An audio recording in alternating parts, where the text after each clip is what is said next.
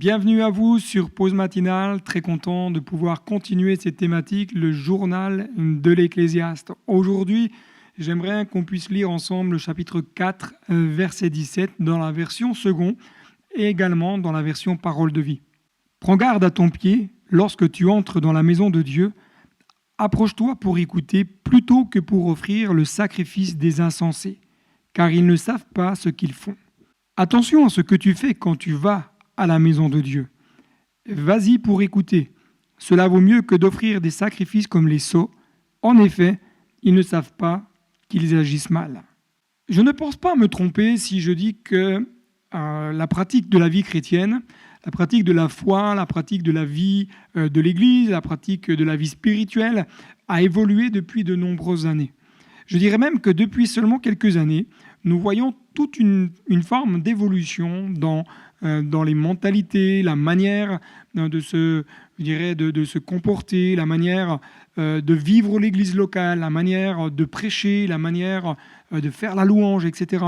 Certaines de ces évolutions sont bonnes et il me semble important de le souligner, de peut-être même de nous y arrêter quelques secondes parce que certaines évolutions sont bonnes, elles nous permettent davantage de pouvoir véhiculer, propager le message de l'Évangile, un message où parfois beaucoup de personnes ne connaissent pas Dieu, ne connaissent pas la foi, ont peut-être même du mal à venir dans une église et certains moyens comme le numérique par exemple permettent à des personnes de pouvoir simplement entendre, écouter, se faire avoir un premier avis. D'ailleurs, n'en déplaise à certains, le numérique, à mon sens, est pour moi un des moyens. Et je dis bien c'est un moyen, ce n'est pas le moyen, ce n'est pas la chose ultime, mais c'est un des moyens qui puisse permettre de rendre l'Évangile accessible dans chaque maison, chaque foyer, quelle que soit la génération aujourd'hui. Lorsque vous regardez les nouvelles générations avec les téléphones connectés, beaucoup sont sur Instagram, TikTok, sur YouTube, etc. Beaucoup des jeunes aujourd'hui vont naviguer et si l'Évangile n'est pas accessible à ces jeunes, forcément ils iront regarder d'autres choses qui seront beaucoup plus nuisibles qu'un message de l'Évangile qu'ils entendront sur leur téléphone. L'Ecclésiaste met en garde sur la manière dont je viens dans la maison de Dieu. Il ne s'agit pas ici de tenue vestimentaire. L'Ecclésiaste ne parle pas de tenue vestimentaire. Et tant pis pour ceux qui pensent que pour plaire à Dieu, il faut impérativement un costume cravate. Tant pis pour ceux qui pensent qu'il faut impérativement avoir une tenue vestimentaire exigée pour plaire à Dieu. J'aimerais juste, blague à part, mais juste vous souligner que Jésus ne portait pas de cravate. Jésus ne portait pas de costume. Je crois que la réflexion que nous devons nous poser porte bien plus sur la réalité de notre cœur vis-à-vis de Dieu et non pas l'extérieur. J'aime à dire que l'extérieur va refléter ce qu'il y a dans mon cœur. Bien entendu, lorsque je viens dans la maison de Dieu, je viens avec respect. Mais je viens avec respect parce que mon cœur est habité par Dieu, parce que je désire plaire à Dieu. Avec quel cœur je viens dans la maison de Dieu? C'est la question que nous devons nous poser. Quelle est la véritable raison qui fait que chaque dimanche, je viens à l'église? Qu'est-ce que j'offre à Dieu? Suis-je spectateur du moment de célébration ou suis-je acteur? Vous savez, aujourd'hui, on met souvent l'emphase sur ces éléments-là. Nous en parlons, mais combien de personnes gardent ces choses dans leur cœur et réfléchissent à cela? Combien de personnes se disent, oui, effectivement, peut-être que ce que j'offre à Dieu, ce ne sont peut-être que des miettes, alors que Dieu attend davantage. Peut-être que lorsque je viens à l'église le dimanche, je viens à l'église tout simplement, et je ne viens pas rencontrer Dieu. C'est avec une certaine tristesse, personnellement, que je constate que beaucoup de personnes viennent dans la maison de Dieu comme étant spectateurs et non pas acteurs. Quelle tristesse! Parce que ces personnes-là passent à côté de toutes les richesses que Dieu veut leur donner. Ces personnes-là passent à côté de toutes les richesses que Dieu veut leur accorder. Prends garde à ton pied, dit l'Ecclésiaste. Prends garde avec quelle attitude je viens dans la maison de Dieu. Avec quelle attitude je m'approche de Dieu. Et non pas avec quelle attitude je viens dans le bâtiment. Ce n'est pas le bâtiment, comprenez-moi bien, qui est important. C'est Dieu. Nous venons rencontrer Dieu dans un lieu avec d'autres personnes. Le bâtiment, lui, n'est pas saint. Ce qui rend la présence, ce qui rend le lieu respectueux, c'est que Dieu règne, c'est que Dieu y demeure. Il y a l'Église.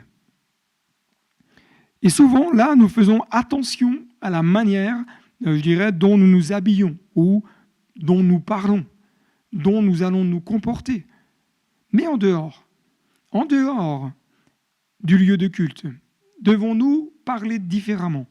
Devons-nous agir différemment?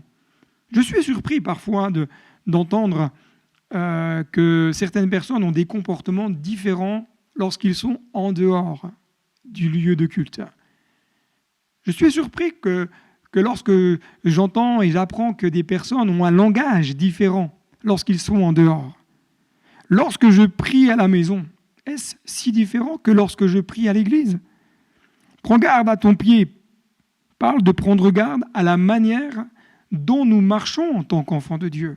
Ça veut dire prendre garde à la manière dont nous évoluons au quotidien, dont nous avançons, dont nous progressons, dont nous cherchons à plaire à Dieu.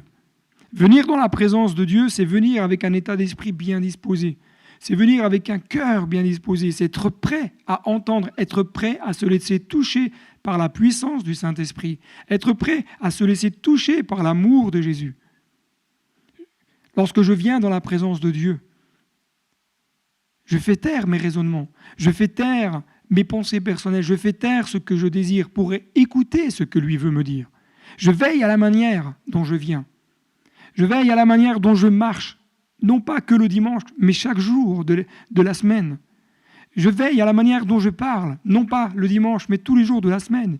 Et veiller à cela me conduira et va vous conduire à faire des choix. Pourquoi ? Parce que lorsqu'on désire plaire à Dieu, il y a des choses que nous allons rejeter. Lorsque nous désirons plaire à Dieu, il y a des choses que nous n'allons plus faire. Il y a des choses que nous n'allons plus pratiquer. Je ne peux pas marcher de la même manière que ceux qui marchent sans Dieu. Je ne peux pas parler de la même manière que ceux qui parlent et qui n'ont pas Dieu dans leur vie.